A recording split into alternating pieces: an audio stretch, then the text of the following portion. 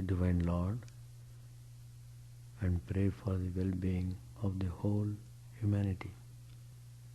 Shanti Hari Om Tat Sat.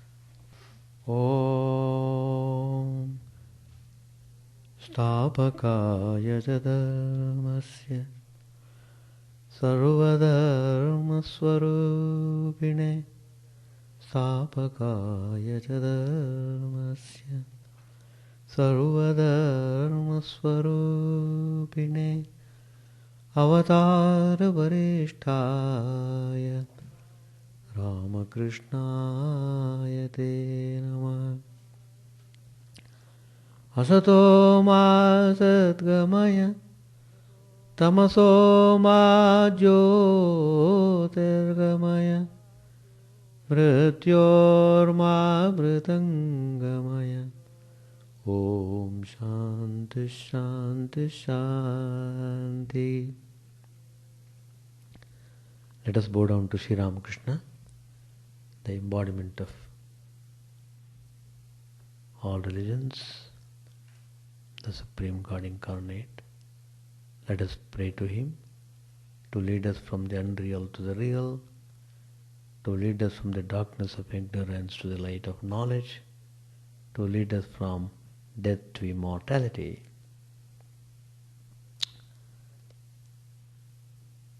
I was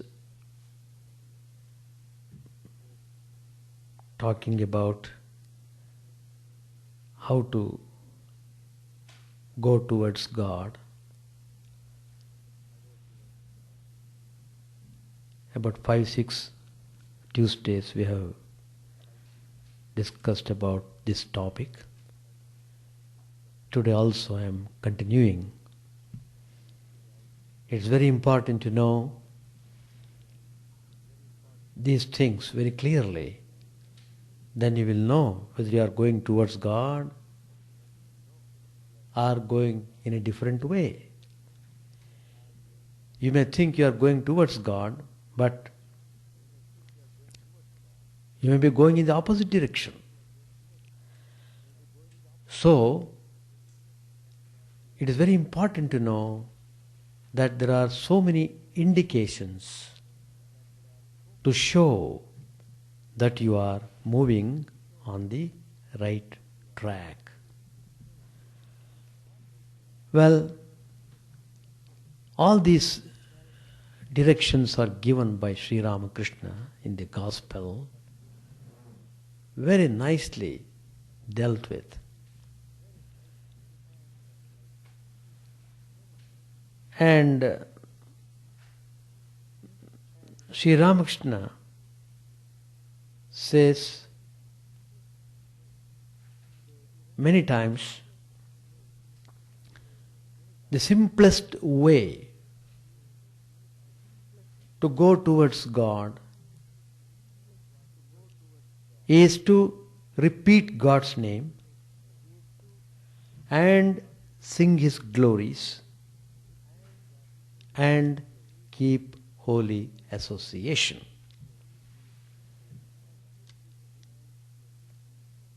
And keep visiting the devotees of God. Of course, your spiritual journey gets started by your firm belief in the presence of God. First, that's very important. You must very definitely believe that God is certainly there. Where is He? That it is for you to explore. All the scriptures say God is everywhere. You can see God only when you follow certain disciplines. When you go in a proper way, then you can see God. He is amidst us. He is always with us.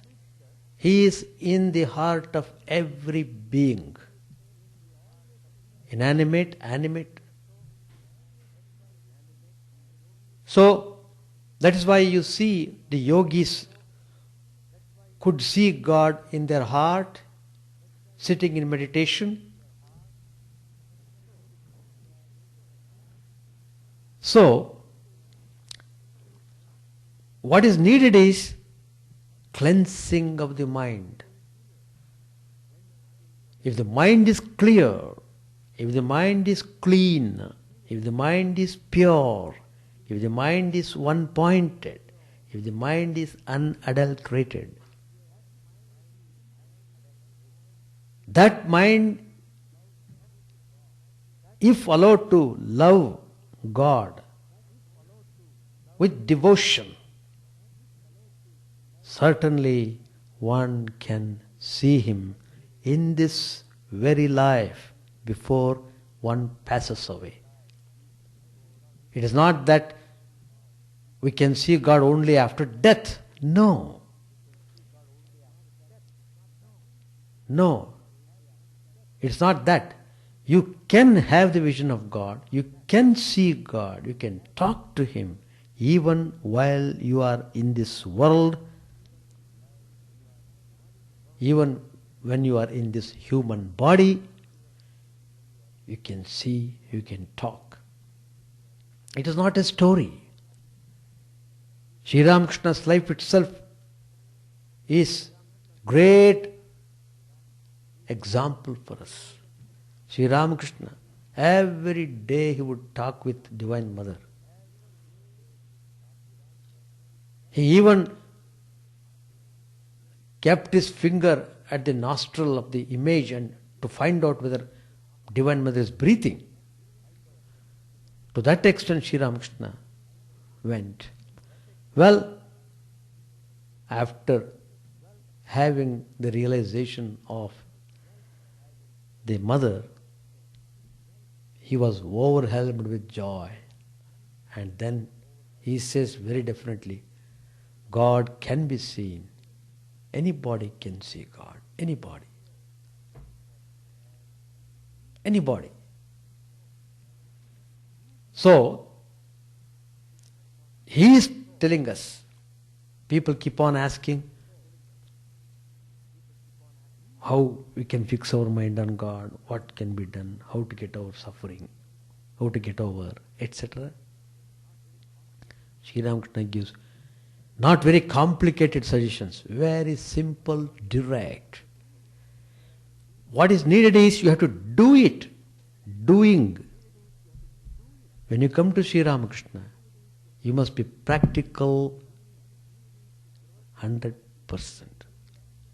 In other words, you must be intensely practical in implementing the spiritual instructions you receive. That's the idea of having the Guru and following his instructions.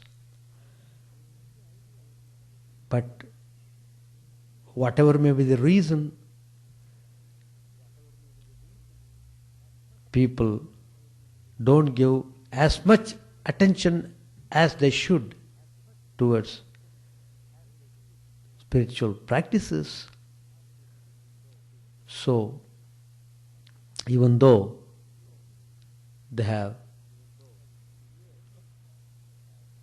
spent many years getting old age, yet they are not able to see God. It shows, it is not that God could not be seen, it only proves your mind is not ready. Mind is not pure enough. So, every point which Sri Ramakrishna tells here is important. Repeat the name of God, sing His glories, that is prayers, and keep holy association. All these three are equally important, most important. If you follow these basic practices, you will be wonderful in your spiritual life. I give you one example of how the Holy Company helped. There was a great king in India. You know the name of India, it was given by foreigners. Actually the name of India is Bharat. That is the name of India. Bharat, that is the correct name. People call it Hindustan. But Hindustan also came afterwards because the Persians came to India and the river Sindhu, they were coming on the bank of Sindhu river and they thought the people living around this Sindhu river are Sindhus. They could not pronounce the word yes. Instead of yes, they pronounced it as H. Instead of Sindhu, they called Hindu. The word Hindu came because of the Persians. It's not in the Indian scriptures, the word Hindu. Anyway, now it has become very popular and people living in the country is called Hindustan. But the real name is Bharat. How that Bharat came? Because of Bharat. There was a great king by name Bharat, very great king. And he was very magnanimous, looked after the people very well, very devoted, austere. Then after living well, he thought, now I have ruled this kingdom enough. Let the children take care of it. Let me devote my whole time towards spiritual practices. So determining that way, Bharat transferred all the powers to his children and he retired to the forest. He went to the forest so that he need not have any attachment or any entanglement with the people or worldly things. So he wanted to be totally away from all these surroundings. So he just went to the forest, built a cottage on the bank of a river and tried to meditate hours and hours. Because he was adept in meditation, he had tasted the love of God, he had many glimpses of God's vision. So he was feeling joy and joy. But finally, one day when he was sitting in meditation on the bank of the river near the cottage, he saw a deer jumping into the river, being frightened by the roaring noise of the lion or tiger. And it was a female deer, it was pregnant. Because of excitement, it gave birth to a child, the baby deer. It was so tender, so beautiful to look. But then the mother could not live. In that excitement, she passed away. And Bharat saw that sight. The young baby, the deer, the young one, very lovely looking. It is just floating on the water. It may be drowned any time. So he has to immediately act upon now, whether to go and bring that animal or continue his meditation. Well, he thought immediately he should go and save that animal. So he jumped into the river, brought that baby and began to nurse that animal. And it grew very well. It became very affectionate. It was loving Bharata. Bharata also loved the deer. So a very good relationship developed between them. And one could not live without the other. If suppose deer goes away in search of food or wandering in the forest, if for some reason, if the deer doesn't come at the correct time, Bharat would become restless. He would shout, he would cry, "Where are you? Come, come, come." He had put a name for the deer. He would call by that name. And immediately the deer from nowhere it would run and come and lick his body. So they went on like that. What happened was, though he left all the entanglements, all the attachments, power, position, everything he left off, he came to the forest in order to devote whole time in meditation, in order to establish himself well in the thinking of God. But then what happened was, now he developed an attachment towards the deer. So for every now and then he would be thinking of deer. In that process, what happened, his duration of meditation began to dwindle. Previously he used to meditate for 4 or 5 hours. Now he began to meditate hardly for 1 hour. And even that also reduced to half an hour, etc. Anyway, finally, he is about to die. Everybody has to die, you know. Old age comes. And he was calling the deer, "Where are you? Where are you? In any moment I may pass away. I may leave this body." Immediately the deer came running and it stood near the master. The deer came to know the master will pass away. By intuition, the animal comes to know. And Bharata looked at deer and he was feeling extremely painful to part with the deer. So his whole mind is sitting on the deer, and he left the body, he passed away. So what happened was, because of his last moment, he was so intensely thinking, seeing the deer, he was born as a deer in the next birth. The great king, Bharat, was born as a deer in the next birth. When he was born, immediately he came to know, because he had very good merit. He had very good merit. He had spent hours and hours in meditation. So, those samskaras are there. Where do they go? They all stay in the mind. So they all came up to the surface, and he, on account of the meritorious actions he did in the previous life, he got the memory of the past life. He came to know that in his previous birth he was a king, and now he has become the deer, because he thought of deer at the time of death. He was not thinking of God, so he had to be born as deer. Now he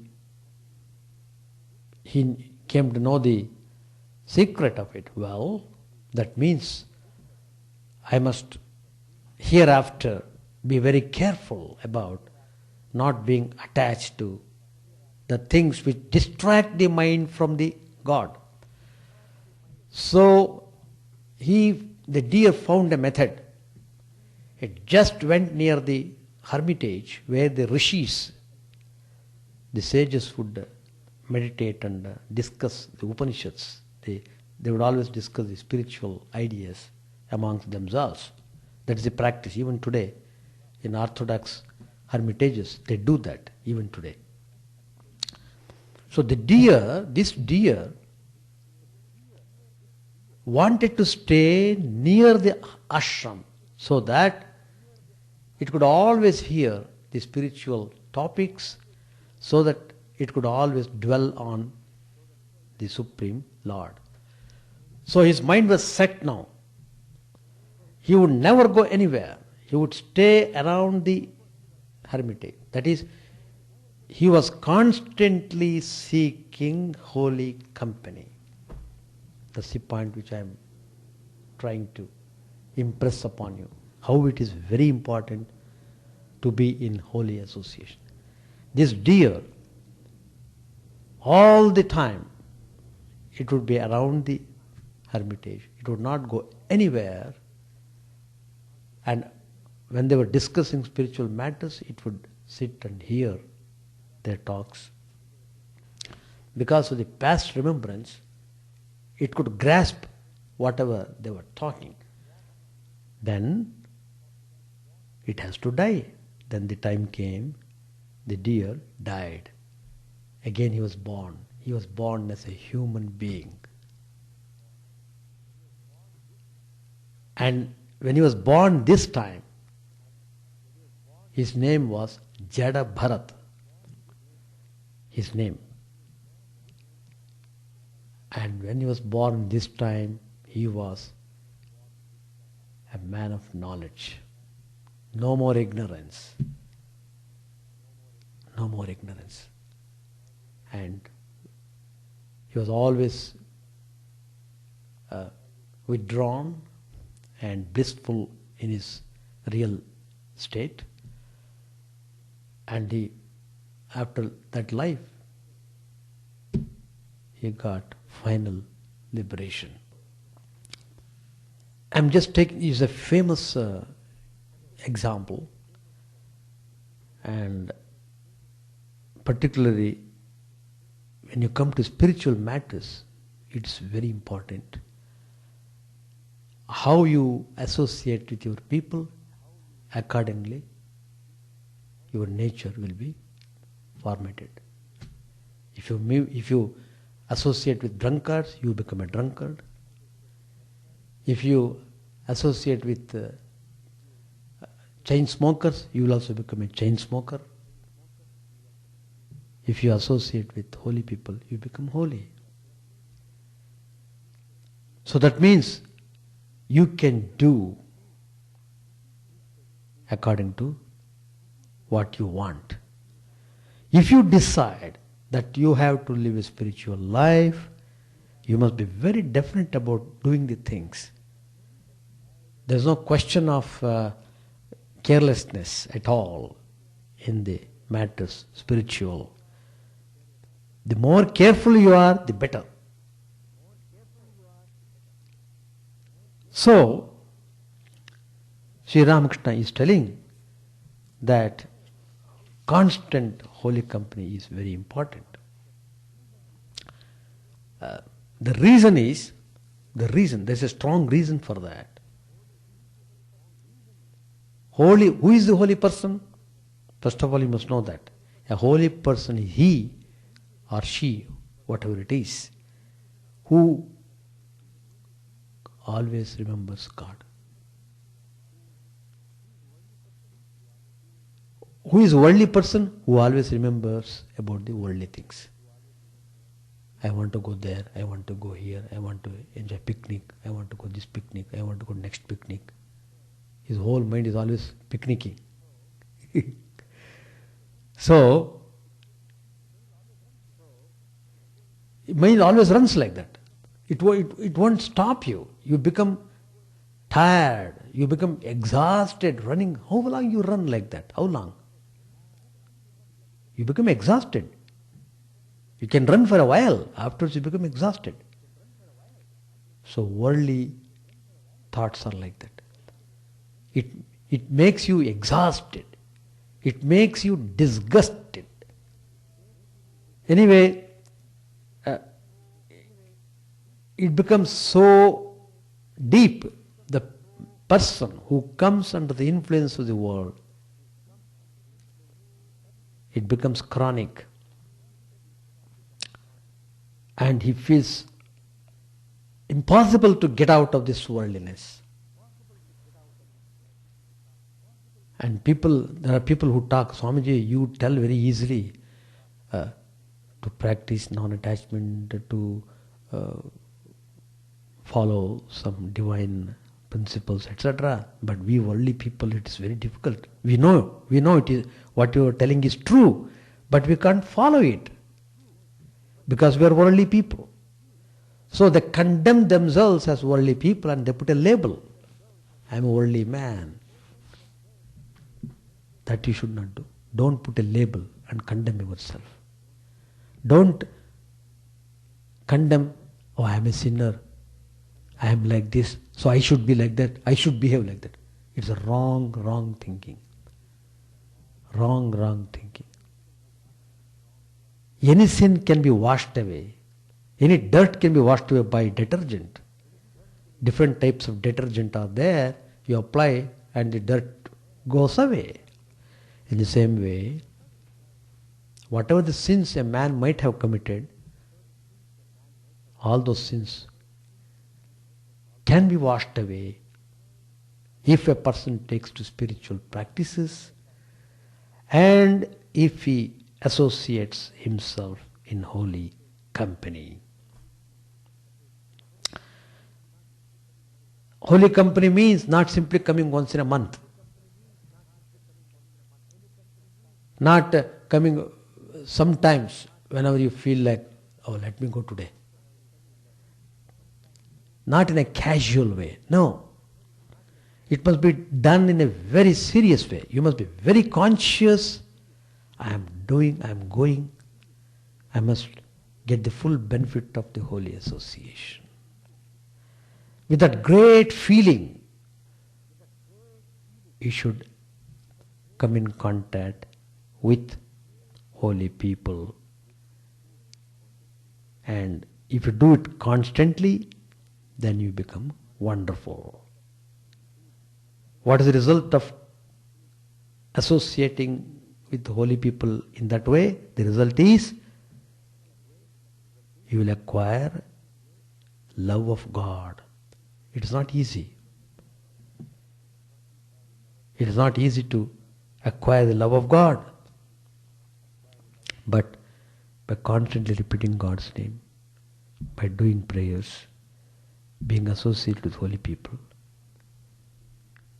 it is possible to acquire love of God. Once you get the love of God, then you get everything. Sri Ramakrishna's Guru, who taught Sri Ramakrishna non-dualism, he used to say, you know, a brass pot, it must be polished every day. Otherwise, it gets tarnished. One day you leave it, next day you see it, it becomes slightly tarnished, becomes greenish or black, something like that. It doesn't look bright. Every day you have to polish it. Even copper also. Every day you have to copper plate, you polish it, it's glittering. And there's another way of cleaning the copper in our country we do, I don't know here. Not polishing. They put tamarind. You clean it with tamarind, it becomes very clean copper. It shines. So similarly, one should constantly live in the company of holy people to keep the mind fixed on God, and that way you can free yourself from the dirt of the world. Dirt of the world. The dirt should be removed. And constant prayer, Sri Ramakrishna tells you to do, that helps you towards God realization.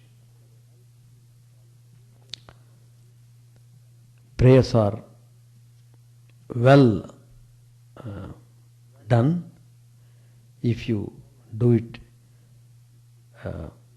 in solitude, because it is prayer means it's a matter between you and your Lord. And when you pray, pray with tears in your eyes. So, God is not a stranger, He is your very own. So you should pray to Him. Even Sri Ramakrishna tells you how to pray. He tells, "O God, what is your nature? Reveal yourself to me. You must show yourself to me." Like that you should pray. And Sri Ramakrishna again tells you, don't pray for worldly things. Oh God, I want to buy a house, give me money. I want to find a partner to my daughter, please give me a good bridegroom. So like that, all this, it's not, the thing is to pray God to these worldly things, it will end up only in making you more worldly.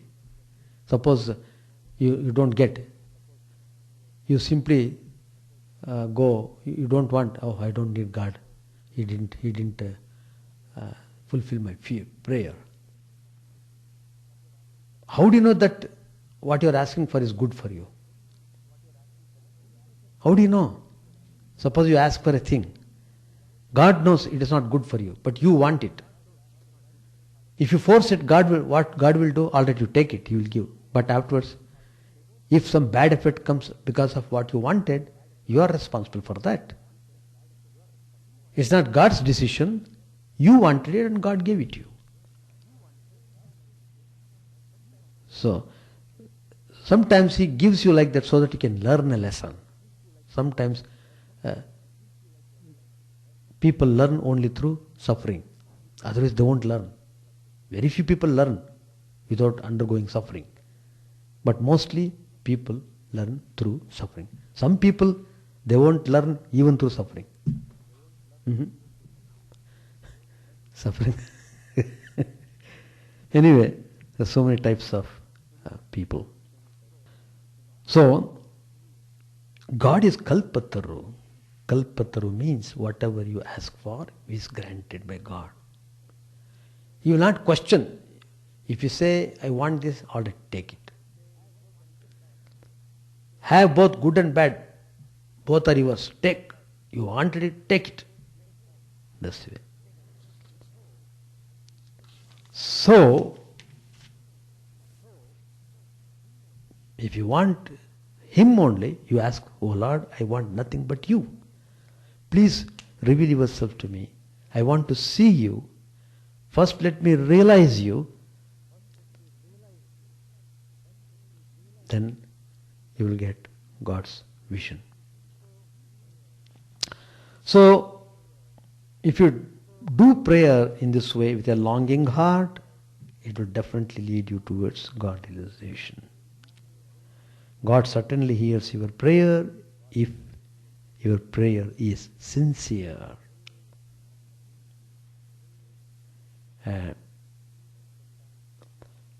And sometimes, in order to make you more comfortable, He will provide an opportunity so that you may come in contact with holy association.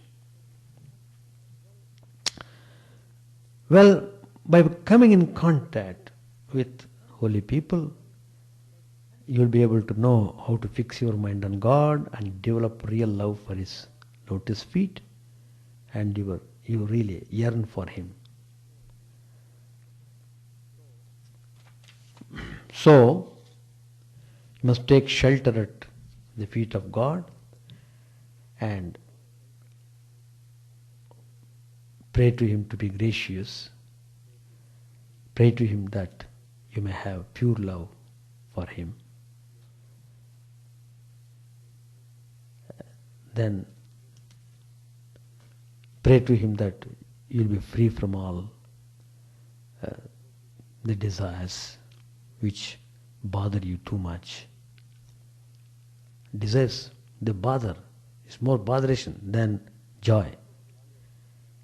It appears to give a joy to you. It appears to make you happy, but in the long run it makes you more unhappy. The unhappy moments are more terrible than the happy moments. So, you should not be deluded by this world bewitching Maya. So you should not be attached to this world anymore. You should not be caught up in the mesmerism of this world. So, If you are careful about these steps which Sri Ramakrishna has said, it will be very easy for you to move onward in your spiritual path. And japa and meditation are also spiritual disciplines by which you can attain God. Japa means repeating God's name in solitude. You will receive a mantra from the Guru. That is better. If you chant God's name with single-minded devotion, you can see Him, you can realize Him. Sri Ramakrishna gives an illustration of how japa leads one to God. Suppose there is a piece of timber, wood, sunk in the water of a river and fastened with a chain to the bank. If you want to catch the timber, what you should do, you can proceed link by link, holding to the chain, and then you can dive into the water and follow the chain. Finally, you are able to reach the timber, that wood.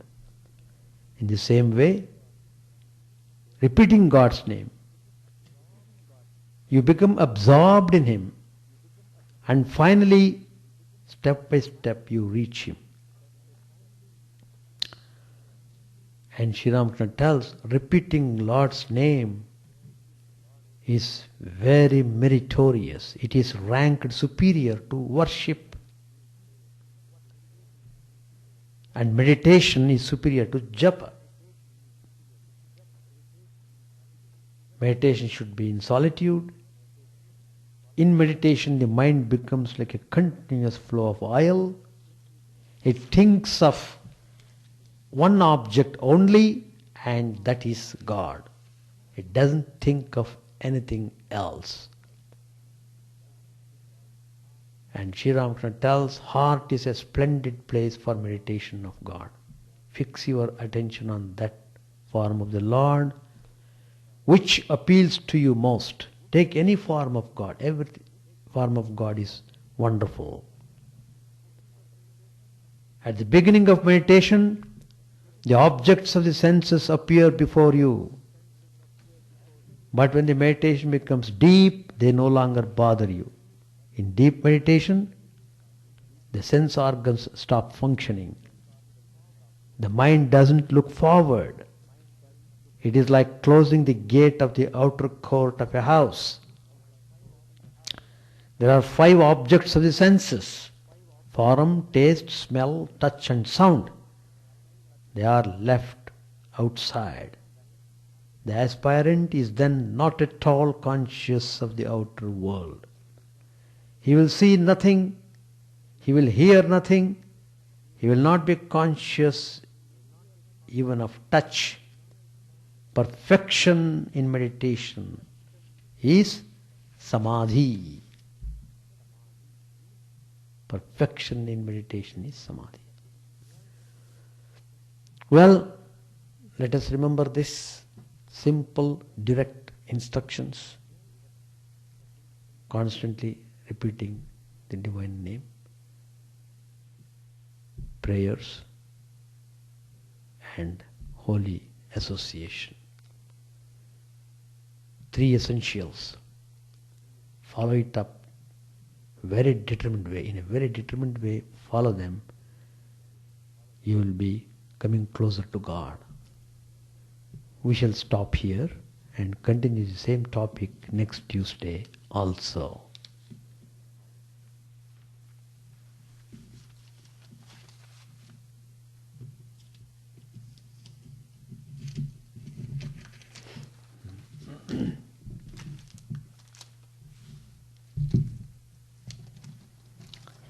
Chapter 33 with various devotees.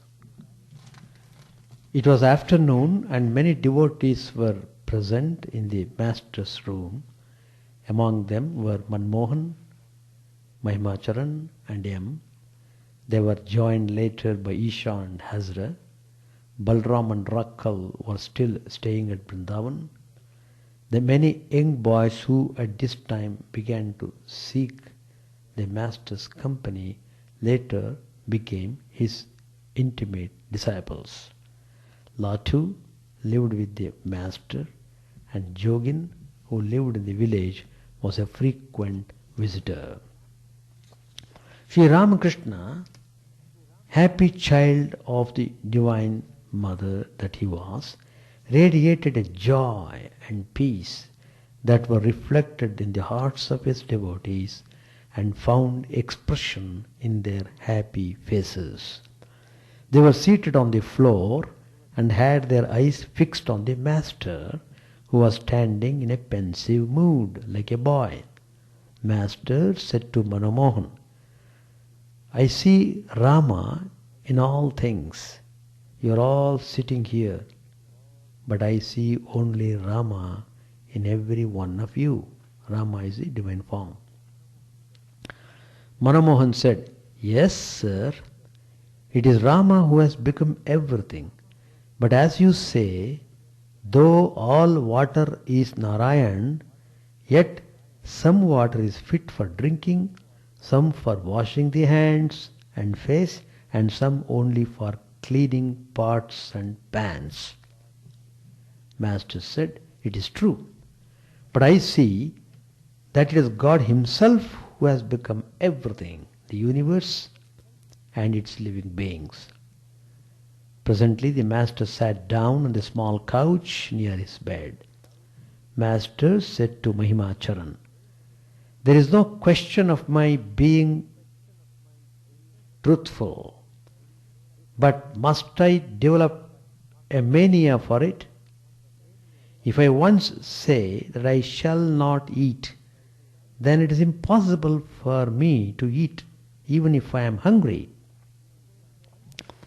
Again, if I ask a particular man to take my water jug to the pine grove, he alone must carry it. If another man carries it, he will have to take it back. What a fix I am in! Is there no way out of it?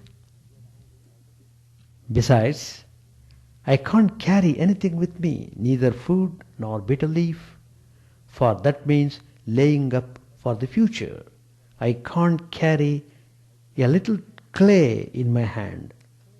Just then a man entered the room and told the Master that Hriday was waiting to see him in Jadu Malik's garden near the gate. The Master said to the devotees, "I shall have to see Hriday. Please don't leave the room." He put on his slippers and went toward the east gate of the temple garden, M accompanying him. The road through the garden was covered with red brick dust. The manager of the temple, who was standing on the road, saluted Sri Ramakrishna. The Master passed the north entrance of the temple compound, where the bearded sentries sat. On his left he passed the kuti, the building used by the proprietors of the temple. Then he walked on down the road, which was lined on both sides with flowering trees, passing the reservoir on his right, and went outside the temple garden. He found Hriday waiting for him near the gate of Jadu Malik's garden. At the sight of the Master, Hriday, who had been standing there with folded hands, prostrated himself before him. When the Master told him to get up, he rose and began to cry like a child. How strange!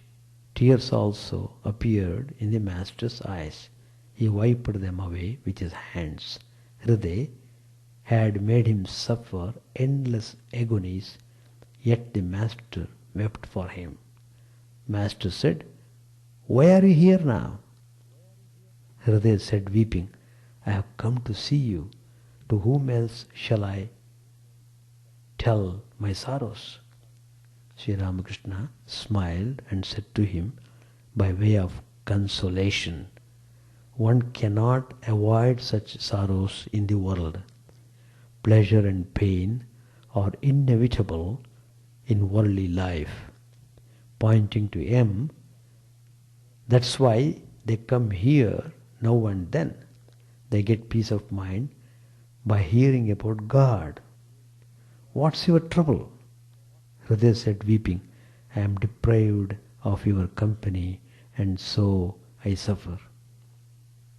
Master said, why? Was it not you who said to me, you follow your ideal and let me follow mine? Hridaya said, yes, I did say that, but what did I know? Master said, I shall say goodbye to you now. Come another day and we shall talk together. Today is Sunday. Many people have come to see me. They are waiting in my room. Have you had a good crop in the country? Hridaya answered, it is not bad. Master said, let me say goodbye. Come another day.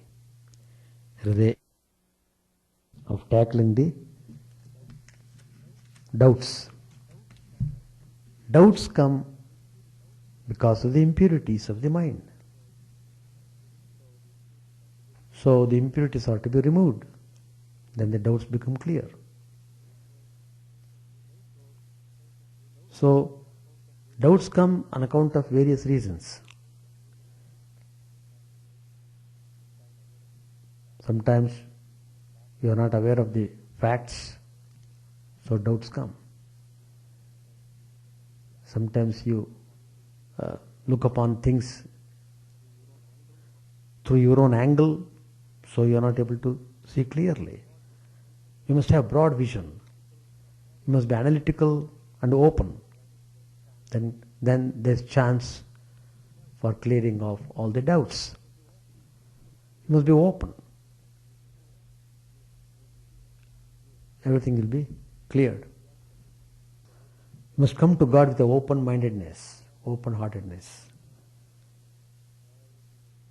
Everything will be set right. Everything will be set right. If you come to God, God knows how to make you right. Nobody else knows. Nobody else can do also. If God only can do, a sinner can become a saint if he comes to God. So coming to God is important. That's very important. Any question? See, character, character is a very broad term. Worldly character, spiritual character. A man with worldly ways will have worldly character. Worldly character means he is full of jealousy, hatred and things like that. Selfish. These are all characteristics of a worldly person. A divine person is different. He is kind, forgiving, loving, and these are the divine qualities which make the divine character of a person. In the Bhagavad Gita, chapter 16, Lord Krishna has stated clearly what are the divine qualities, what are the other qualities, opposite qualities. They are classified separately, and one has to acquire the divine qualities by coming in contact with holy people and undergoing spiritual practices, by struggling. One can acquire divine character. Then you become divine. That's divine. Character formation is very important. Very important. Character formation. The character formates on account of the impressions formatted in your mind. the sum total of all the impressions, the forceful impressions which are being constantly nurtured by you, they form the character. So once you develop that character, then it becomes automatic. It is very difficult to change over. Extremely difficult. For example, a thief, because of constantly stealing and stealing, even if he is released from the jail, again he will go and steal. He knows by stealing he will be put into bar. He knows he will be in danger. Still he can't avoid. He does it because of the habits, because of the character. He has already formatted the character, and though he knows he should not do it, he is forced to do it by impulsive action. He does it. So you should not drive yourself to such extreme. But then what's to be done? If you go to that extreme, that means you have to struggle very hard to undo, to reformat yourself. It's a very complicated process, long process, time consuming. That's why you must not make the mind impure and then think of purity. Why do you allow the mind to become impure? Why don't you take steps immediately and clear it off? Wash the dirt quickly, they won't be stained. If you allow the dirt on the cloth for some time, after you try to wash, it's not easy to remove the dirt. It has entered into the pores of the cloth. Same way, mind also. As soon as you feel mind is tarnished, immediately you must take steps to clear it off. So, formation of character is important in spiritual life. So that's why we say constantly think of spiritual ideas and do spiritual activities, engage yourself. And as Sri Ramakrishna says, have holy association. By these things, you can format your character. That's the way. If you stop. Guru's grace vital for spiritual progress. Chant the name of the Lord and His glory unceasingly, that the mirror of the heart may be wiped clean and quench that mighty forest fire, worldly lust, raging furiously within. O name, stream down in moonlight on the lotus heart, opening its curb to knowledge of thyself. O self, drown deep in the waves of his bliss, tasting his nectar at every step, bathing in his name, that bath for weary souls. Various are thy names, O Lord. In each and every name thy power resides. No times are set, no rites are needful for chanting of thy name. So vast is thy mercy, how huge then is my wretchedness, who find in this empty life and heart no devotion to thy name. O my mind, be humbler than a blade of grass, be patient and forbearing like a tree. Take no honor to thyself, give honor to all. Chant unceasingly the name of the Lord. O Lord and soul of the universe, mine is no prayer for wealth or retinue, the playthings of lust or the toys of fame. As many times as I may be reborn, grant me, O Lord, a steadfast love for thee. A drowning man in this world's fearful ocean is thy servant, O sweet one. In thy mercy consider him as dust beneath thy feet. Ah, how I long for the day when an instant's separation from thee, O Lord, will be as 1,000 years, when my heart burns away with its desire, and the world without thee is a heartless void. Prostrated at thy feet let me be, in unwavering devotion, neither imploring the embrace of thine arms, nor bewailing the withdrawal of thy presence, though it tears my soul asunder. O thou who stillest the hearts of thy devotees, do with me what thou wilt, for thou art my heart's beloved, thou and thou alone. O Lord, lead us from the unreal to the real, lead us from darkness to light, and lead us from death to immortality. May all be free from dangers, may all realize what is good, may all be actuated by noble thoughts, may all rejoice everywhere. May all be happy, May all be free from disease. May all realize what is good. May none be subject to misery. May the wicked become virtuous. May the virtuous attain tranquility. May the tranquil be free from bonds. May the freed make others free. May good betide all people. May the sovereign righteously rule the earth. May all beings ever attain what is good. May the worlds be prosperous and happy. May the clouds pour rain in time. May the earth be blessed with crops. May all countries be freed from calamity. May holy men live without fear. May the Lord, the destroyer of sins, the presiding deity of all sacred books, be satisfied. For he being pleased, the whole universe becomes pleased. He being satisfied, the whole universe feels satisfied.